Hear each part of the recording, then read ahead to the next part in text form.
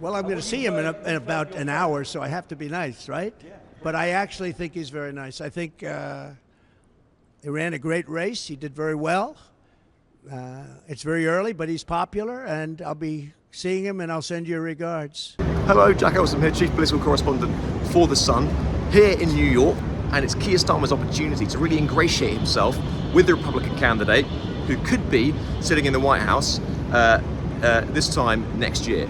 Obviously, we have the November elections in which Donald Trump is battling with Kamala Harris to get into the White House. Keir Starmer, though, is really coming over here to try and befriend Donald Trump. He's notoriously quite erratic, and forging relationships would be really beneficial for a Starmer administration going forward.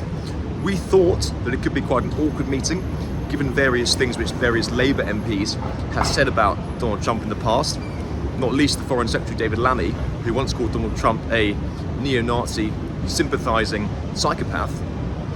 And even recently, Home Office Minister Angela Eagle said that Donald Trump's language helped whip up some of the vitriol and racism we saw on British streets over the summer. Keir Starmer said he wants to get to know Donald Trump personally. He wants to cultivate a close relationship and do business with him. And actually, it was very interesting because just now Donald Trump was doing a press conference in Trump Tower ahead of this meeting, and he was asked by one of the British reporters, "What do you make of Keir Starmer?" Everyone was holding their collective breath because nobody knew what was going to come out of his mouth, but actually it was very pleasant. He said, "I'm meeting him very soon, so I have to be nice to him." But he also said he seemed like a popular guy, he seems to be doing well in his early start, and he ran a good race in the election campaign. So Keir Starmer will be happy at that. What he might not be too happy with is that Donald Trump then went on to save his most lavish praise for his old mucker, Nigel Farage. I think Nigel is great. I mean, I've known him for a long time. He had a great election, too. He picked up a lot of seats, more seats than he was allowed to have, actually.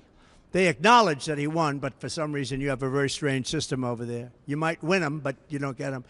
Nigel is a fantastic person. He took a pop at our electoral system, the first past the post system, which means that Nigel Farage got 4 million votes, but only 5 MPs.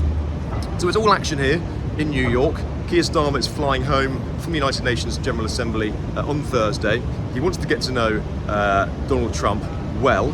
He's obviously much more politically aligned with his Democratic rival Kamala Harris, although the nature of being Prime Minister is that you have to do business with everybody all around the world, no matter their political leanings, and that's what Keir Starmer's here in New York to do.